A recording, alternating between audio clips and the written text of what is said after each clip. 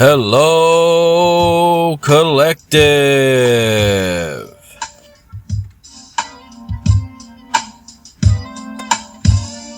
It's that time again.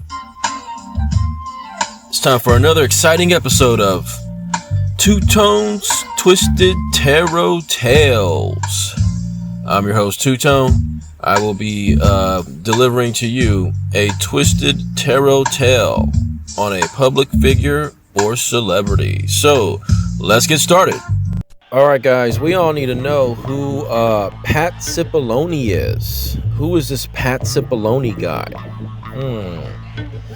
So, Pasquale Anthony Pat Cipollone is an American attorney who served as White House counsel for President Donald Trump.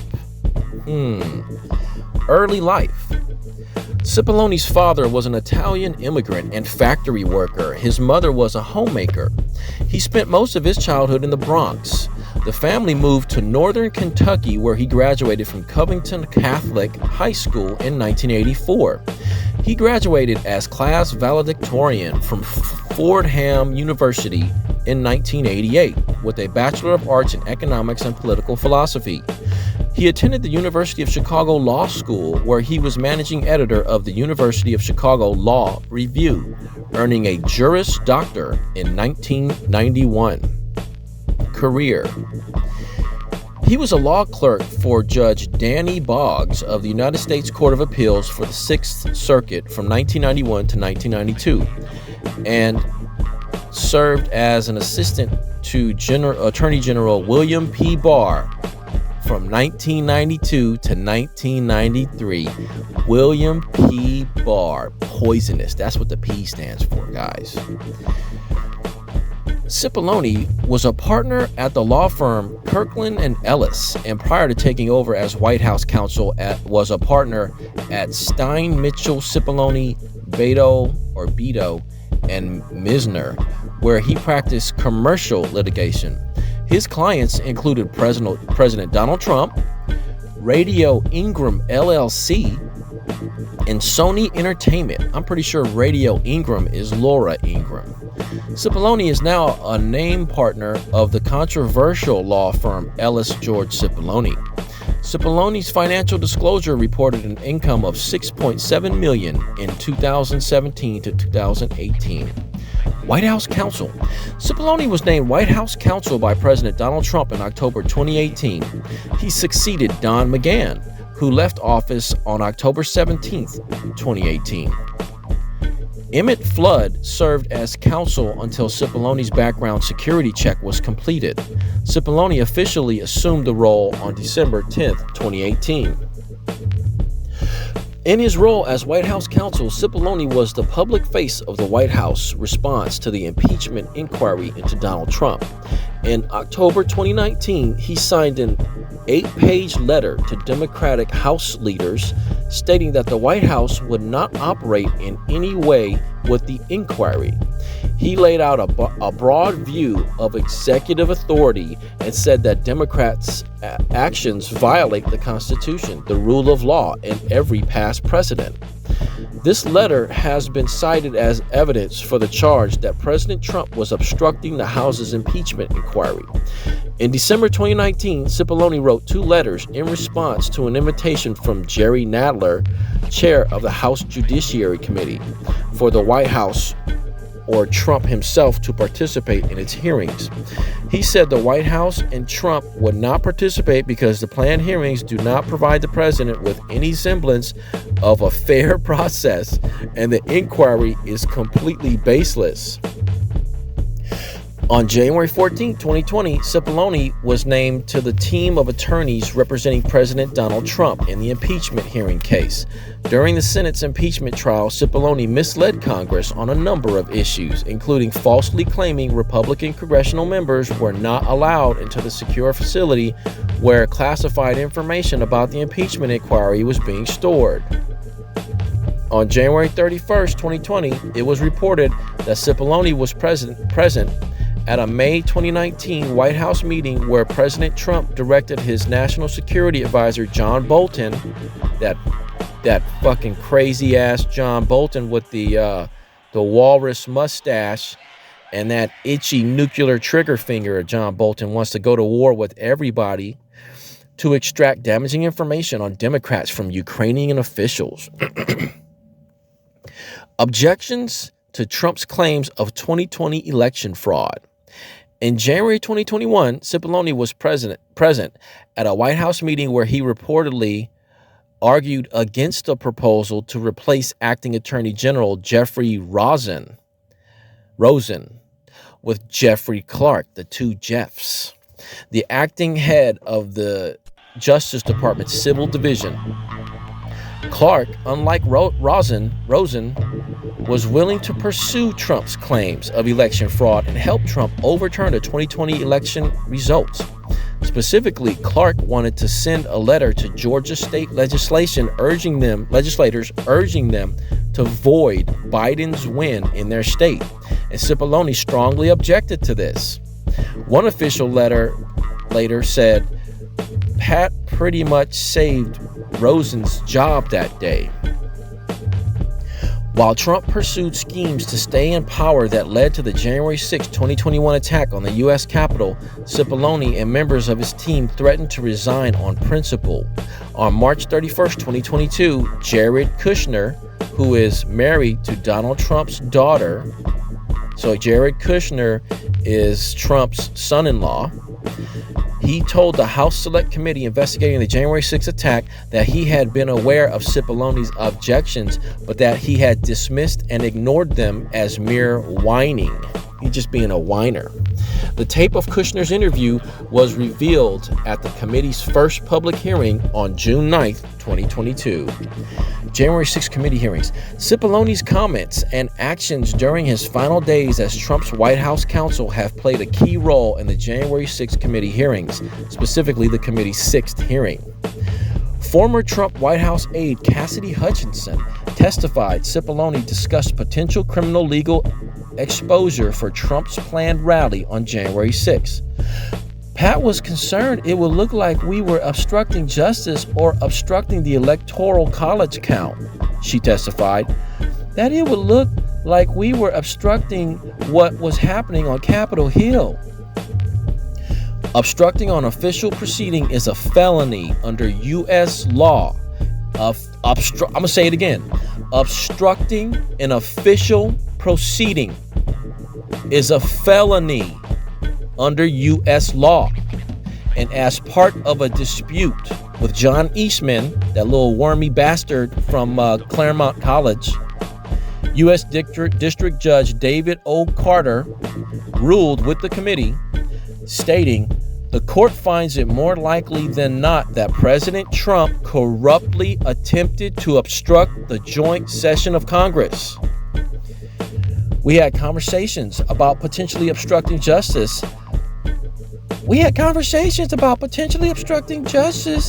Or defrauding the electoral count," Hutchinson testified about discussions with Cipollone. Carter's ruling also cited conspiracy to defraud the United States by circumventing the Electoral Count Act. Hutchinson testified to being present for dramatic conversations between Cipollone and White House Chief of Staff Mark Smellyfinger Meadows on January 6th, with Hutchinson quoting Cipollone as saying, "Mark, something needs to be done on people, or people are going to die, and the blood is going to be on your finger, on your effing hands." Hutchinson quoted Cipollone as saying, "Mark, we need to do something more. They're literally calling for the vice president to be fucking hung," with Meadows responding, "You heard the president, Pat. He thinks Mike deserves it. He doesn't think they're doing anything wrong." Committee Vice Chair Liz Cheney repeatedly called for Cipollone to testify before the committee, saying a week before Hutchinson's testimony, "Our evidence shows that Pat Cipollone and his office tried to do what was right," and spoke for the committee, stating, "We think the American people deserve to hear from Mr. Cipollone personally. He should appear before this committee." Cipollone's predecessor as White House counsel, John Dean, called on Cipollone to follow his example and testify about Trump's potentially criminal behavior to Congress. Cipollone was issued a public subpoena to testify before the committee the day after Hutchinson's testimony. Let's check his personal life real quick, guys. All right. Cipollone is a Roman Catholic, a founding member of the National Catholic Prayer Breakfast, and a board member of the Catholic Information Center. Conservative commentator Laura Ingraham credited Cipollone with helping her convert to Catholicism in 2002. He has 10 children. One of Cipollone's daughters worked as a booker for the Ingraham Angle.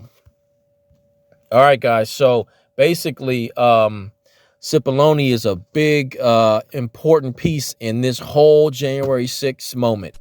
Okay, so hold on. I'm going to try to find a quick article. Okay, guys? All right, guys, I found an article. This is from The Hill. I surprisingly have a lot of respect for this news organization, The Hill.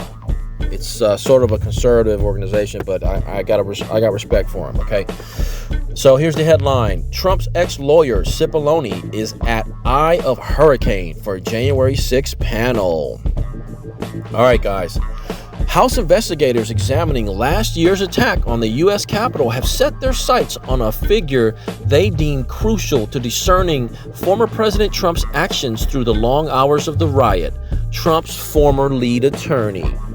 Pat Cipollone, who served as White House counsel for the final half of Trump's tenure, has emerged in recent days as a central player in the behind-the-scenes drama that unfolded at the White House on January 6, 2021, after a mob of Trump supporters had breached the Capitol and a team of Trump's increasingly frantic aides scrambled to convince a reluctant president to call them off.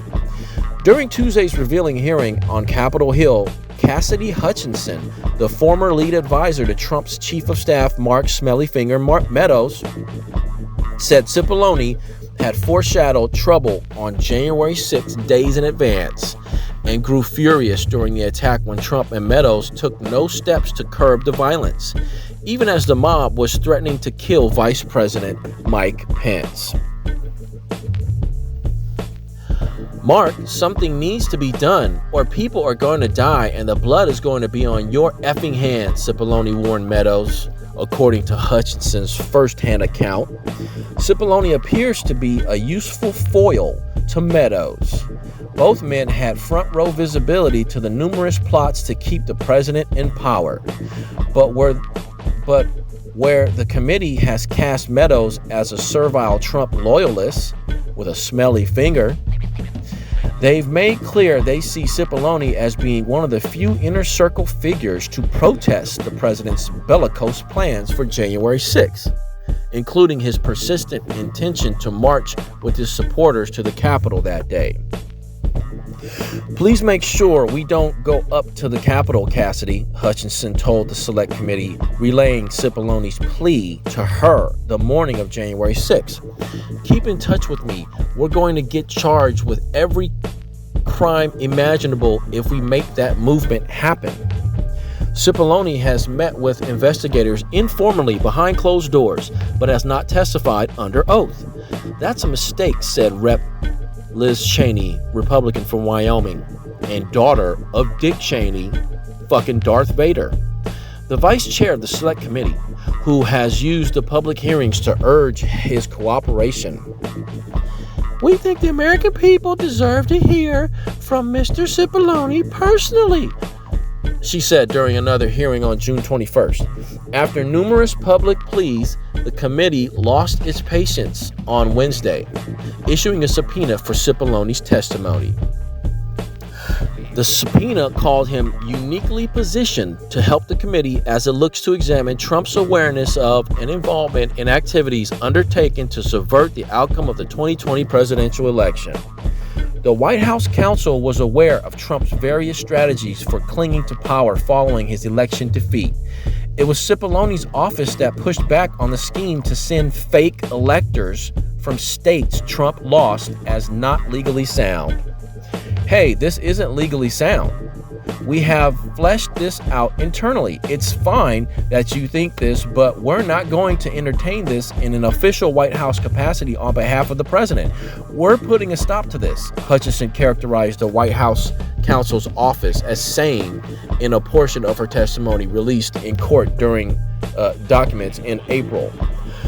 He was also in the now infamous January 3rd Oval Office meeting where a host of legal advisors talked Trump out of firing his acting attorney general and replacing him with a Justice Department lawyer willing to advance the president's baseless claims of election fraud. The idea that the Department of Justice would falsely tell key states that it had suspicions of such fraud, Cipollone warned in that meeting, was the legal equivalent of a murder-suicide pact. That sounds like Trump.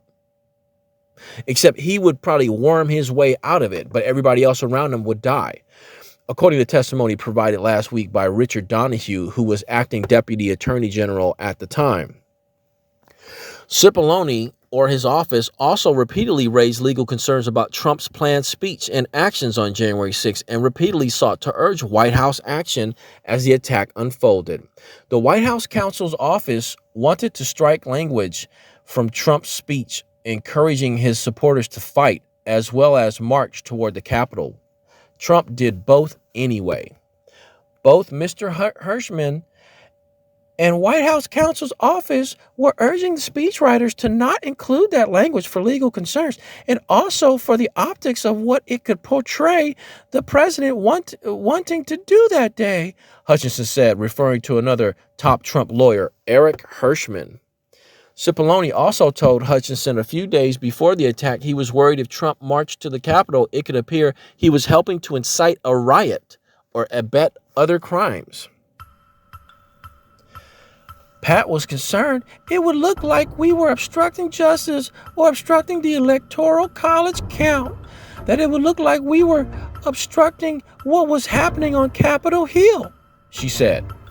Cheney has repeatedly indicated they view Cipollone's actions on January 6th favorably as well. Indeed, our evidence shows that Mr. Cipollone and his office tried to do what was right. They tried to stop a number of President Trump's plans for January 6th, she said in the panel's fourth hearing. Hutchinson's in-person testimony added new details to that portrait. Cipollone at least twice urged Meadows to demand action from the president, both when rioters first stormed the Capitol and again when he heard there were chants of "Hang Mike Pence" coming from the crowd. Hutchinson said Cipollone told Meadows something to the effect of, "This is effing crazy. We need to be doing something more." Meadows, she said, was indifferent, responding something to the effect of, "You heard him, Pat. He thinks Mike deserves it. Fuck that guy." Cipollone took on the difficult role of White House counsel in the fall of 2018, just as the midterm elections were approaching and Democrats poised to flip the House from GOP control. We were readying to pepper the Trump White House with new investigations.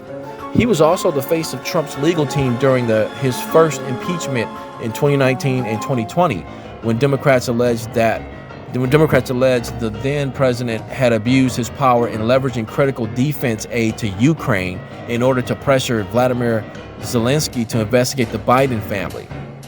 The House impeached him with no Republican support. The Senate declined to convict. Democrats at the time had hammered Cipollone and the other members of Trump's defense team, saying they had championed arguments with no legal basis. Speaker Nancy Pelosi, Democrat California, had suggested they should all be disbarred. Of course. I don't know how they can retain their lawyer status in the comments that they're making, Pelosi had said after getting her hair done. By the time of Trump's second impeachment trial in 2021, Trump was out of the White House and Cipollone was no longer representing him. He had returned to a private firm in Washington, D.C., falling off the media's radar until the recent House hearings on the January 6 attacks thrust him back into the public eye. Amid the effort to secure Cipollone's participation, the committee has won a strong ally in John Dean, the White House counsel to former President Nixon, whose explosive testimony to Congress during the Watergate scandal led to Nixon's ultimate downfall. For his role in the cover-up, Dean was charged with obstruction of justice, pleading guilty, and was incarcerated for roughly 4 months. Afterwards, he was disbarred. Now, Dean is calling on Cipollone to take the similar step, saying his constitutional oath obliges him to cooperate with investigators about the events of January 6th. It seems the older you are, the more vested you become in your career and where you're going to go from the White House. I think Cipollone's got that problem. He's got a large family to support. He looks towards Republican clients, probably, and is influenced in Washington. And he's worried about damaging all that, Dean said Wednesday evening in an interview with CNN's Wolf Blitzer, alluding to Cipollone's 10 children. But I'll tell you, if we don't address the problems that this issue raises with Trump and January 6th, he added, we're not going to have much of a democracy he needs to worry about. All right, guys, so I know that was really long, but this guy's really important, and his name's Pat Cipollone, and his last name sounds a little bit like Simflet. So I'm going to make sure we do a reading for this guy, and we're going to find out about his past, present, and future. All right, guys, we're going to be doing a reading for Pat Cipollone, who was Trump's White House counsel. So I've already shuffled these cards like 300 times. I'm going to shuffle again on camera. This is going to be for Pat Cipollone. Pat Cipollone, White House counsel for Donald Trump. We're going to cut it. I hope this is getting recorded. I feel like the angle was weird, but we're just going to keep going. Okay, so we need to get 2 cards for the past, 2 cards for the present, for Pat Cipollone. Okay, so let's see what we got here. The White House counsel for former President Donald Trump, Pat Cipollone. Sounds a little bit like baloney, right? Oh. Okay, look at that. First card for Pat Cipollone is the 4 of Pentacles. 4 of Pentacles for the past for Pat Cipollone. And the 10 of Pentacles is the bottom card for the first card for the past for Pat Cipollone. We need another card for the past. Whoa, that came out. Oh, look at that. Yeah, 10 of Swords for Pat Cipollone in the past. Okay. The bottom card, the Moon. Okay. We need 2 cards for the present for Pat Cipollone in the present. Wow. This card came out, guys. That's the Sun for Pat Cipollone. Okay? But it came out reversed. So we got the reverse, or it landed reversed for Pat Cipollone's present. The Sun reversed. And the bottom card. Sorry, guys. And the bottom card, the 7 of Swords, was the bottom card for the reverse Sun for Pat Cipollone's present. And we need another card for Pat Cipollone's present. Okay, this card came out like this, which is right side up. And it's the Temperance card for Pat Cipollone's present. Sounds about right. We need 2 cards for Pat's... Oh, what's the bottom card for Temperance? The King of Cups. We need 2 cards for Pat Cipollone's future. Whoa, that came out right away, huh, guys? It landed right side up. And it's the Empress The Empress for Pat Cipollone's future. All right, guys. What's the bottom card? The Fool. All right, guys. One more card for Pat Cipollone's future. Whoa. Look at that. The Three of Wands for Pat Cipollone's future. And what's the bottom card for that card? I wish I could read it. I think that's the Six of Cups. The bottom card for Pat Cipollone's future, perhaps the whole reading.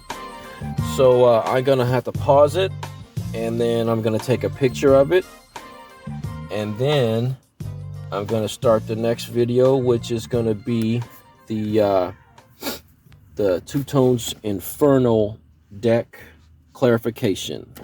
So hold tight, guys. All right, guys. So for Pat Cipollone's first passed card is the Four of Pentacles. In a reading, this card lets you know that things are at a standstill.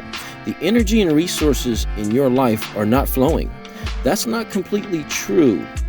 Resources may still be coming in, but the longer you hoard them, the more slowly they will flow. You may be saving for something out of fear for the future. That's fine and sometimes sensible.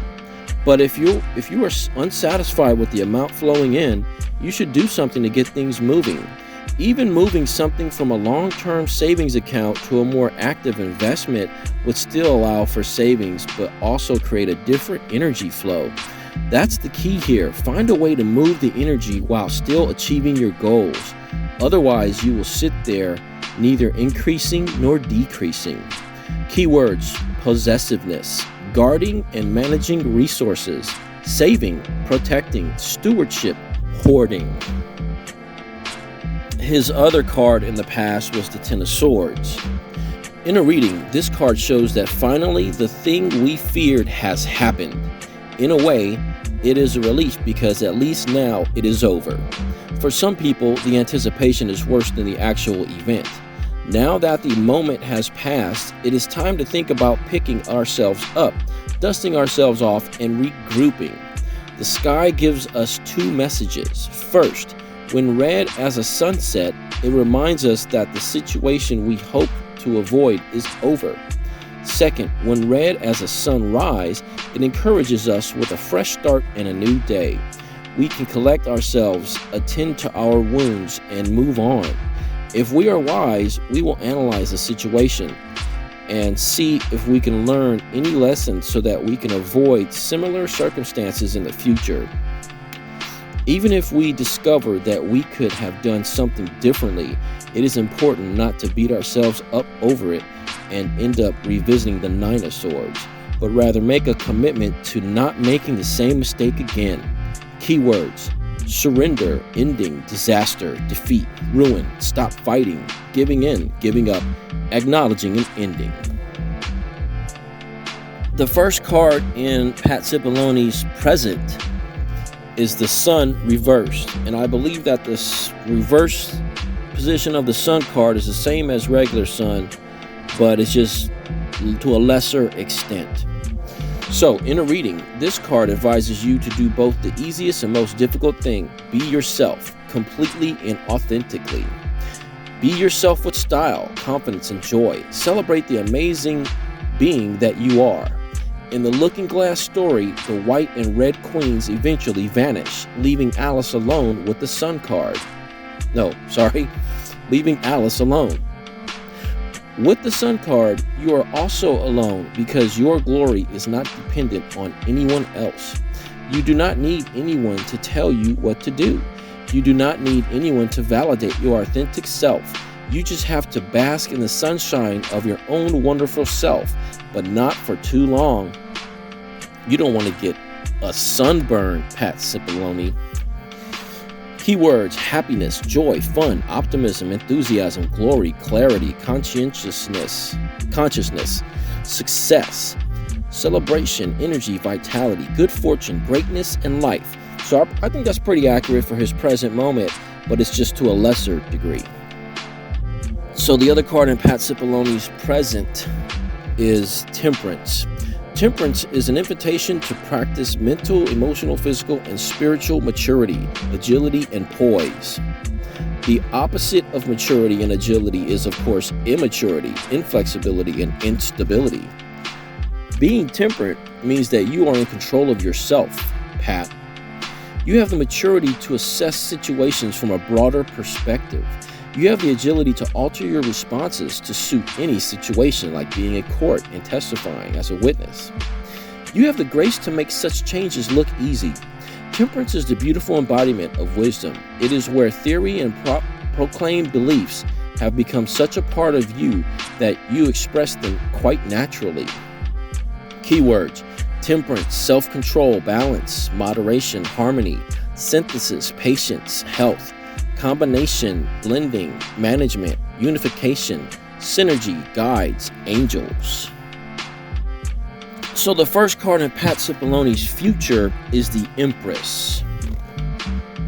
In a reading, the Empress is the knowledge of and deep love for the workings of the natural world and all that reside within. It is also the desire to share that understanding to help others move more comfortably through their lives. It is also the wisdom that to everything there is a season, and if there is no jam today, we can live in hope of jam tomorrow.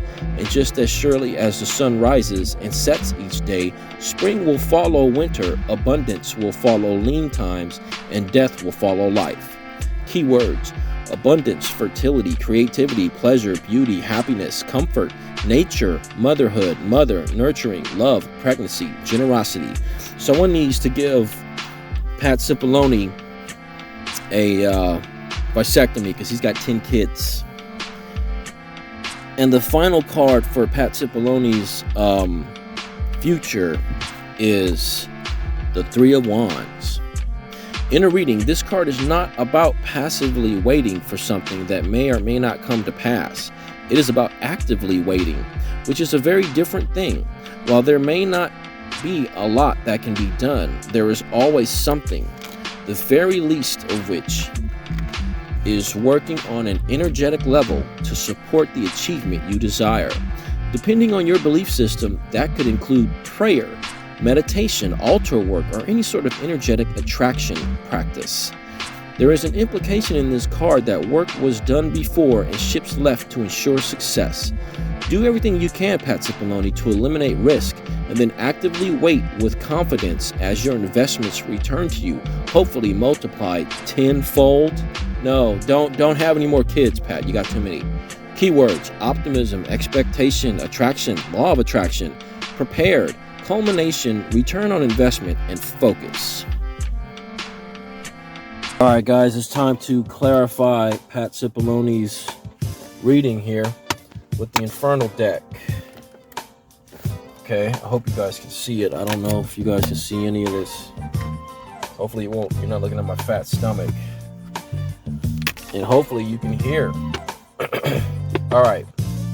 I shuffled this 400 times. I'm going to shuffle it again on camera.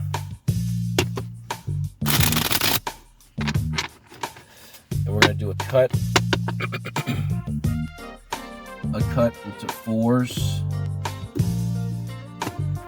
Okay.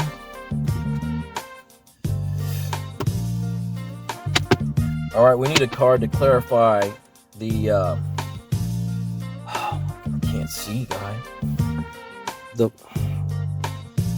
The Four of Pentacles in the past for Pat Cipollone. We need a clarification for that. We need a clarification for Pat Cipollone's, sound like syphilis, right? Pat Cipollone's Four of Pentacles in the past. We need a clarification. Whoa! Okay, so impulsiveness is one card that came out for his Four of Pentacles in the past. And another one, stealth. Well, it's reverse stealth. So he wasn't very stealthy in the past there. And he was impulsive. I'm sure when the shit was going down, he's being real impulsive. We need a clarification for Pat Cipollone's Ten of Swords in the past. Whoa. That came out right away. Did you see that? And that card is anxiety. Who wouldn't have anxiety when a Ten of Swords happens? We need a clarification for the reverse sun for Pat Cipollone's present. Reverse sun. Whoa. Let's see what this is. Apathy. Yeah, when your sun is reversed like that, I'm sure you'd be apathetic. We need clarification for Temperance card for Pat Cipollone's present. Whoa. Oh. Victimhood. Sorry, guys. Yeah, I'm being attacked here. So, victimhood for the Temperance card for Pat Cipollone's present.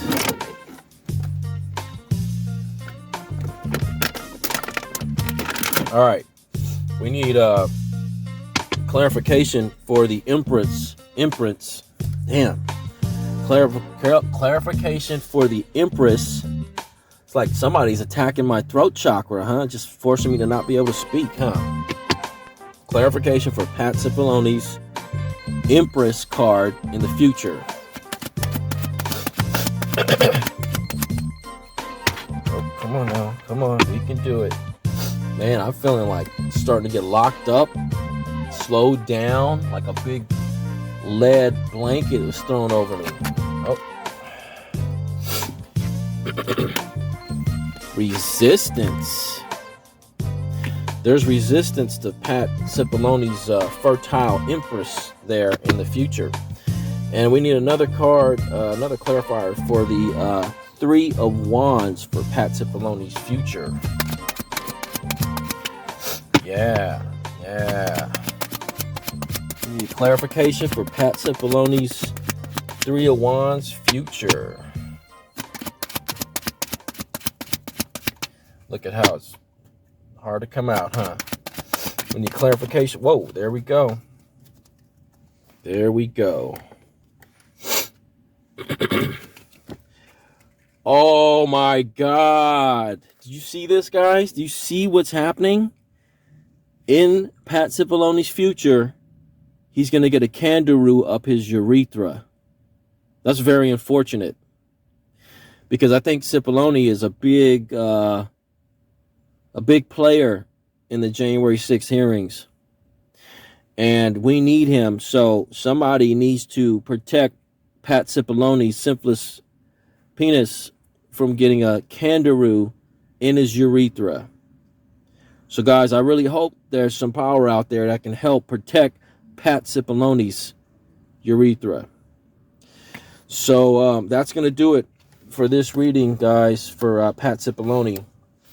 It's a shame that he's going to end up with a kangaroo. You know who really deserves a kangaroo more than anybody. We all know.